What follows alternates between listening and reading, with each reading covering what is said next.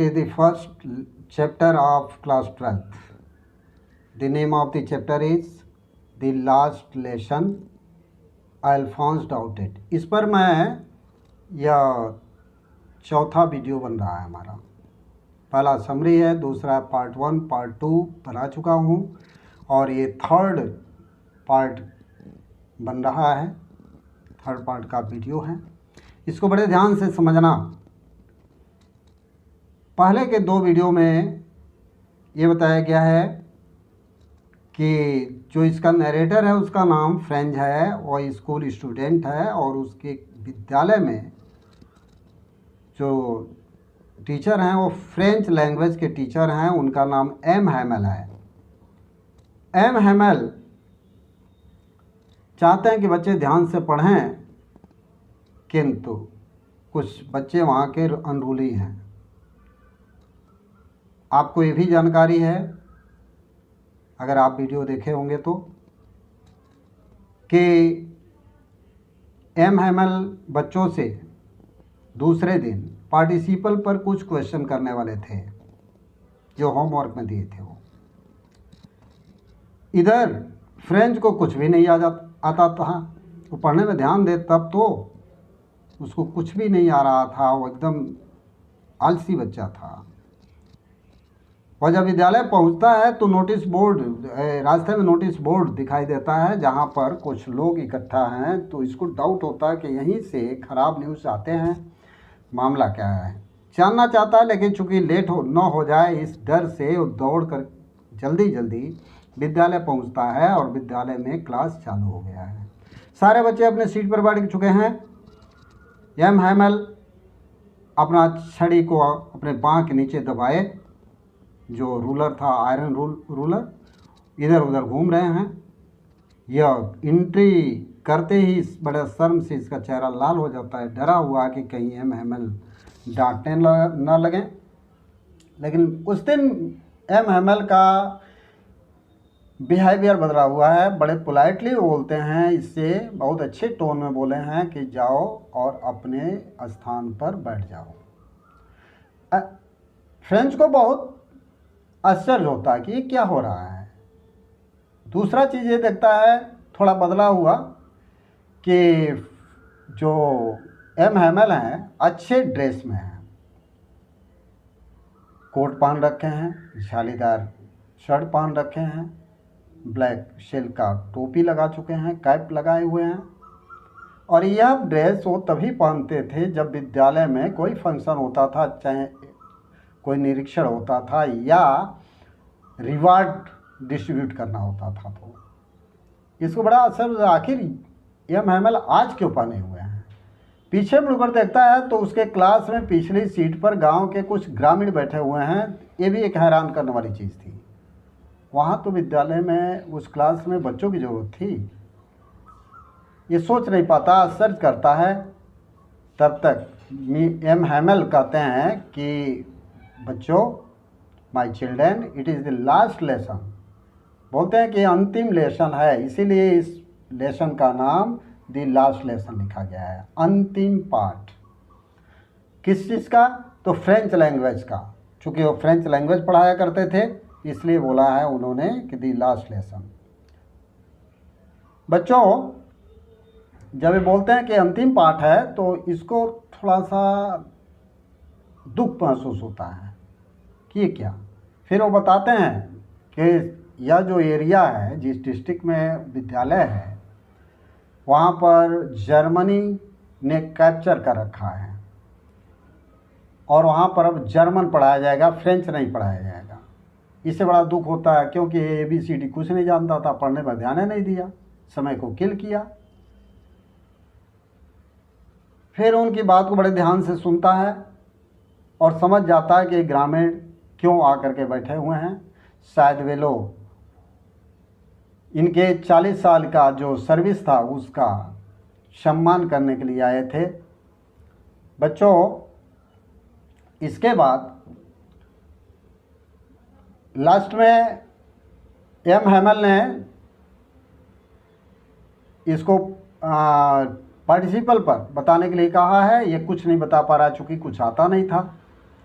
जब कुछ आता नहीं था, कुछ बता नहीं पाया, तो एम हैमल ने कहा कि इसमें तुम्हारा दोष नहीं है, बल्कि इसमें 3 लोगों का दोष है। पहला दोष उस एरिया को देते हैं, क्योंकि उस एरिया के बच्चे अनरूली हैं और ध्यान से किसी चीज़ का ध्यान नहीं देते। वहाँ का हर एक व्यक्ति आज करने के बजाय कल पर छोड़ता है कोई काम, यानी कि सब यही सोचते हैं कि कल पढ़ लेंगे। दूसरा, वो दोषी ठहराते हैं वहाँ के पेरेंट्स का, जो पैसे के लालच में अपने बच्चों को फार्म में, फैक्ट्री में काम करने के लिए भेजते हैं और ये सोचते हैं और शिक्षा का कोई इम्पोर्टेंस नहीं देते। और तीसरा दोषी अपने आप को देता है एम हैमल कि यह मेरा भी दोष है। कहा कि मेरा भी दोष है, क्योंकि जब भी हमको फिशिंग करनी होती थी तो छुट्टी कर देता था, या बच्चों को गार्डन में पानी देने के लिए कभी कभी भेज दिया करता था। ये भी दोस्त मैं मतलब वो भी ध्यान नहीं दिया। और इसी के संदर्भ में आगे अगला पैराग्राफ, ये जो पैराग्राफ है आप देख रहे हो, लिखा है देन तब from one thing to another, एक के बाद दूसरी चीज़, M Hamel went on, M Hamel बात को जारी रखे, went on to talk of the French language, saying मतलब फ्रेंच लैंग्वेज के बारे में एक के बाद दूसरी बात वो करना जारी रखे। सेइंग यह कहते हुए that it was the most beautiful language in the world, उन्होंने कहा कि यह दुनिया का सबसे सुंदर भाषा है। और आगे उन्होंने बताया द क्लियरेस्ट मतलब सबसे स्पष्ट भाषा, और साथ में उन्होंने बताया द मोस्ट लॉजिकल, यह सबसे लॉजिकल है। लॉजिकल का मतलब हुआ तार्किक, यह सबसे तार्किक भाषा है। बच्चों ज़रा हम आपको मैप पर ध्यान दिलाना चाहते हैं। इसके पहले वाले पैराग्राफ में देखेंगे, ये जो एरिया है ये जर्मनी है, यह पूरा फ्रेंच है यानी फ्रांसीसी, फ्रांस है। इसके 2 डिस्ट्रिक्ट है, एलएस और यह एरिया कुछ पड़ोसी पड़ जाता है जर्मनी का। यहाँ पर जर्मनी के सैनिकों ने कैप्चर कर रखा है, यहीं पर ये विद्यालय चलता है। आगे इसमें दिया है कि ये फ्रांसीसी भाषा सबसे ज़्यादा सुंदर, खूबसूरत और सबसे ज़्यादा तार्किक भाषा है। चूँकि ये फ्रांसीसी भाषा के बारे में बात कर रहा है, कहता है that we must guard it, एक सुझाव दिया है, इसे हमें अवश्य रक्षा करनी चाहिए एमंग अस, अपने बीच, एंड नेवर फॉरगेट इट, और कभी इसे भूलना नहीं चाहिए, क्योंकि अपनी मातृभाषा को कभी इंसान को भूलना नहीं चाहिए। इससे ये संदेश देना चाहता है कि अपनी मातृभाषा का सम्मान करना चाहिए, उसको पढ़ना चाहिए, उसको ध्यान देना चाहिए। आगे लिखा है because when a people are slaved, क्योंकि जब कोई देश, यहाँ पीपुल वर्ड आया, पीपुल बच्चों पीपुल मीन्स लोग भी होता है, पीपुल मीन्स देश भी होता है, राष्ट्र भी होता है। यहाँ का एक शब्द लग जाने की वजह से यह राष्ट्र को संबोधित कर रहा है, क्योंकि ये वर्ड केवल तभी लगाया जा सकता, चूँकि पीपुल वर्ड जो अगर लोग के लिए है तो प्लूरल होता है, लेकिन ये शब्द ये मीन्स एक, ये शब्द तभी लग सकता है जब वह प्लूरल बनाया जा सकता हो। यानी कि यहाँ पीपुल को अगर राष्ट्र के संदर्भ में लिया जाए तो पीपुल्स हो सकता है, इसलिए कहता है when a people are slaved, जब कोई देश गुलाम बन जाता है, as long as they hold fast to their language, और जितने लंबे समय तक अपने भाषा पर वह पकड़ बनाए रखता है, इट इज़ एज, या वैसे ही होता है if they hire the key to their prison, या उसी तरह का होता है जैसा कि वो किसी जेल की चाबी उसके पास हो, जब चाहे वह स्वतंत्र हो सकता है। Then he open a grammar, तब उन्होंने ग्रामर खोला, and read us our lesson, और हम लोग का पाठ पढ़ा। फ्रेंच कहता है कि आई वॉज अमेज्ड टू सी, मैं देख करके, जान करके हैरान था, how well I understood it, कि मैं कितनी अच्छी तरह से इसको समझ गया था। इसके पहले कभी भी फ्रेंच उनकी बात को ध्यान से नहीं सुनता था और इसलिए वो समझ नहीं पाता था, लेकिन आज वो उनकी हर एक बात का ध्यान दे रहा था, इसलिए अच्छी तरह से समझ गया। आगे लिखा है कि आल ही सेड, जो कुछ भी उन्होंने कहा, सीम टू ईजी, बहुत आसान प्रतीत हुआ। सो ईजी, इतना आसान, आई थिंक टू, मैं भी सोचा, that I had never listened so carefully, कि मैं भी जो है इतना ध्यान से कभी सुना नहीं था उनकी बात को, इसलिए बड़े आसान लगा। And that he had never explained everything with so much patience, patience means धैर्य, और बिकॉज, क्योंकि, इसलिए भी क्योंकि उन्होंने इतनी अच्छी तरह से कभी व्याख्या नहीं की थी। इट सीम्ड ऑलमोस्ट, या ऐसा प्रतीत हुआ, as if the poor man wanted to give us all he knew, जैसे वो बेचारा आदमी यानी कि एम जो कुछ भी वो जानते थे सब कुछ हमें दे देना चाहते थे, बिफोर गोइंग अवे, दूर जाने के से पहले वो सब कुछ दे देना चाहते थे, सब जानकारी देना चाहते थे। And to put it all into our head at once, one stroke, और एक ही प्रहार में, एक ही बार में सब कुछ हमारे ब्रेन में घुसा देना चाह रहे थे कि सब कुछ समझ आ जाए। हर एक टीचर चाहता है कि हमारे बच्चे अच्छे बने, लेकिन बच्चे हैं जो ध्यान नहीं देते। स्टूडेंट्स, आगे का जो पैराग्राफ है उस पैराग्राफ में दिया है कि आफ्टर द ग्रामर, ग्रामर के बाद, व्याकरण के बाद, we had a lesson in writing, हमें राइटिंग पर एक लेसन दिया गया।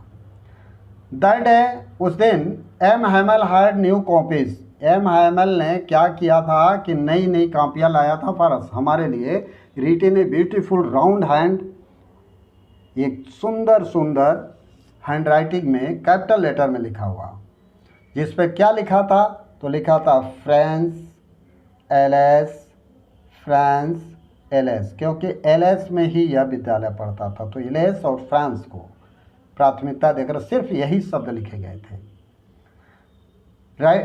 नरेटर बोलता है कि they looked like little flag floating everywhere in the school room, वे ऐसे दिख रहे थे, लुक्ड में दिखाई दे रहे थे और ऐसे दिखाई दे रहे थे कि स्कूल रूम में, उस कक्ष में, प्रत्येक जगह ये छोटे छोटे फ्लैग के रूप में, झंडे के रूप में ये दिखाई दे रहे हों। Hung from the rod at the top of the desk, जैसे लग रहा था कि डेस्क के ऊपर एक रॉड से ये लटकाए गए हैं। You are to have seen, आपको जानना चाहिए, how every one set to work, कोई भी व्यक्ति किस प्रकार से काम सेट करता है। And how quiet it was, कितना शांत था यह। The only sound was the scratching of the pens, अगर कोई साउंड हो रहा था केवल पेन के चलने का, जो पेन चल रहे थे उसकी आवाज़ हो रही थी, ओवर द पेपर, पेपर के ऊपर जो पेन चल रहा था उसकी आवाज़ हो रही थी। One some beetles flew in, कुछ भंवरे उड़ करके अंदर आए, but nobody paid any attention, लेकिन कोई, किसी व्यक्ति ने उनके ऊपर ध्यान नहीं दिया। Not even this littlest ones, और ना तो जो सबसे छोटा व्यक्ति था वो भी नहीं दिया। Who work right on the tracing their fish hooks, जो अपने फिश हुक पर अपना काम कर रहा था, ध्यान दिया हुआ था। As if that was French, जैसे लग रहा था कि वह फ्रांसीसी हो। ऑन द रूफ, रूफ के ऊपर, the pigeon cooked very low, pigeon जो है धीमी आवाज़ में कुक की आवाज़ कर रहे थे। And I thought to myself, और फ्रेंच कहता है कि और मैंने अपने आप से सोचा, will they make them sing, क्या वे लोग भी गीत गवाएंगे इन जर्मन, जर्मन में। इवन द पिजन, यहाँ तक कि कबूतर भी, फाकते भी। स्टूडेंट, इसके बाद दिया है, when ever I looked up from my writing, जब भी मैं लिखते हुए ऊपर देखता था, जब भी ऊपर देखा, आयशा मैं देखा, M Hamel sitting motionless in his chair. M Hamel अपने चेयर पर निस्तब्ध बिना हिले डुले बैठे हुए थे। And gazing first at one thing then at another, और पहले एक चीज़ को देखते थे फिर दूसरे चीज़ को देख रहे थे। As if he wanted to fix his mind, जैसा कि लग रहा था कि अपना दिमाग वो सेट करना चाहते हों। Just how everything looked in that little school room, उस स्कूल रूम में हर एक छोटी छोटी चीज़ कैसा दिखाई दे रहा है, इस पर वो ध्यान दे रहे थे। फैंसी, कल्पना। For 40 years he had been there in the same place, 40 वर्षों से वह एक ही जगह पर थे। With his garden outside the window, window के बाहर के तरफ उनका गार्डन था उसको। And his class in front of him, उनके सामने क्लास था जस्ट लाइक दैट, उसी की तरह। Only the desk and benches had been old smooth, the walnut trees in the garden were taller. Walnut एक प्रकार का वृक्ष होता है। करा केवल डेस्क और बेंच जो थे वो बहुत स्मूथ थे, और जो वॉलनट जो वृक्ष था उसके बागीचे में वो कुछ लंबे हो गए थे। एंड द हॉप वाइन्स, ये प्रकार का ये भी पौधा है जिसके वाइन को, जिसके अर्क को, शराब को तीखा बनाने के लिए यूज किया जाता है, यहाँ हॉप वाइन आया हुआ है। That he had planted himself twined about the windows to the roof, जिसको वो स्वयं रूफ तक अपने विंडो के पास बोए थे, पौधा लगाए थे। How it must have broken his heart to leave it all, इस सभी चीज़ों को छोड़ करके उनका तो हृदय ही टूट जाता। पुअर मैन, बेचारा, to hear his sister moving about in the above room above, उस करा के ऊपर के तरफ भी उनका रूम था, निवास स्थान था, वहाँ पर उनकी सिस्टर इधर उधर घूम रही थी, उसकी आवाज़ आ रही थी। पैकिंग देयर ट्रंक्स, अपने ट्रंक को वो पैक कर रही थी। For they must leave the country next day, क्योंकि उन्हें अगले दिन देश को छोड़ देना था। इसकी भी आवाज़ आ रही थी। But he had the courage to hear, लेकिन उनके पास साहस था सुनने के लिए। एवरी लेसन, प्रत्येक पाठ को, टू द वेरी लास्ट, अंत तक। आफ्टर द राइटिंग, जब राइटिंग का काम हो गया, we had lesson in history, तो हमें हिस्ट्री पर, इतिहास पर का लेसन पढ़ाया गया। And then the babies chanted their, और तब बच्चे जो थे वो अपने शब्द दोहराए। क्या दोहराए? तो बा, बे, पी, बू, इस प्रकार के शब्द दोहराए। Down there at the back of the room, उस रूम के पीछे, Hauser had put on his spectacles, अपना चश्मा पहन रखे थे। And holding his primer in both hands, दोनों हाथों में अपना प्राइमर लिए होते। Spelled the letters with them, उनके साथ वो स्पेलिंग का पाठ कर रहे थे। यू कुड सी, आप देख सकते थे, that he too was crying, कि वो भी रो रहा था। His voice trembled with emotion, भावनाओं से उसकी आवाज़ कांप गए।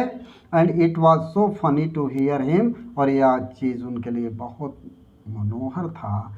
That we all wanted to laugh and cry, हम सब लोग हंसना चाहते थे, रोना चाहते थे। आह, राइटर लिखा है ah, how well I remember it, मैं किस तरह से याद करता हूँ। दैट लास्ट लेसन, उस लास्ट लेसन को कैसे याद करूँ। बच्चों, नेक्स्ट पैराग्राफ में दिया है, all at once the church clock struck 12, तुरंत, ये चल ही रहा था तभी जो है चर्च की घंटी 12 बजे की घंटी बजी। देन द एंगल्स, तब उसके बाद से प्रार्थना शुरू हो गया। एट द सेम मोमेंट, उसी क्षण the trumpet of Prussian returning from drill. Prussian जो सैनिक थी, उस सैनिक का युद्धाभ्यास जो चल रहा था, उसे लौटने की आवाज़, उनके तुरही की आवाज़ साउंडेड अराउंड और विंडो, हमारे विंडो के चारों तरफ आवाज़ लगा होने। M Hamel stood up, M Hamel खड़ा हो गए। वेरी पेल, बहुत ही वो नर्वस थे, बहुत ही पीले पड़ गए थे। इन हिज चेयर, अपने ही चेयर में। आई नेवर सा हिम लुक सो टॉल, मैं कभी उनको इतना ऐसे नहीं देखा था। इसके बाद लास्ट में बताया है माय फ्रेंड्स, उन्होंने बोला, मेरे मित्रों, सेड ही, उन्होंने कहा आई आई आई आई बोलते हैं, लेकिन बट समथिंग चोक्ड हिम, लेकिन कुछ उनके गले में रूद करके रह गया। आई आई शब्द निकलता रहा लेकिन कुछ बोल नहीं पाए। He could not go on, वो बात को जारी नहीं रख सके। Then he turn to the backboard, तब वो वे बैकबोर्ड के तरफ लौटे। टू के पीस ऑफ चाक का एक टुकड़ा उठाए, and bearing on with all his might, पूरी शक्ति लगा करके, ही रोट, उन्होंने लिखा, as large as he could, जितना बड़ा लिख सकते थे उतना बड़ा लिखे। क्या लिखे? तो वीव ला फ्रांस, यानी कि वीव ला फ्रांस, यानी कि फ्रांस अमर रहे, उन्होंने लिखा। देन ही स्टॉप्ड, तब वो रुक गए। आई लीन्ड हिज हेड अगेंस्ट दीवाल, दीवाल के से लग करके अपने सिर को झुका लिए। विदाउट ए वर्ड, बिना कुछ बोले, he made a gesture to us with his hands, अपने हाथों से उन्होंने इशारा किया, का स्कूल इज डिसमिस्ड, विद्यालय को डिसमिस किया जाता है। यू मे गो, आप जा सकते हैं। इस प्रकार से बच्चों यह अंतिम पाठ था उनका, और इसके क्वेश्चन आंसर के लिए आप को हेल्प मिल जाएगा। अगर आप चाहेंगे तो इन्हीं शब्दों के साथ मैं अपने वाणी को विश्राम देता हूँ। इसको बार बार चला करके इस वीडियो को देखिए, आप चला नहीं रहे हैं, और पूरे पाठ को, पूरे लेसन को, पूरे चैप्टर को अच्छी तरह समझिए, और बहुत आसानी से आप क्वेश्चन का आंसर लिख सकते हैं।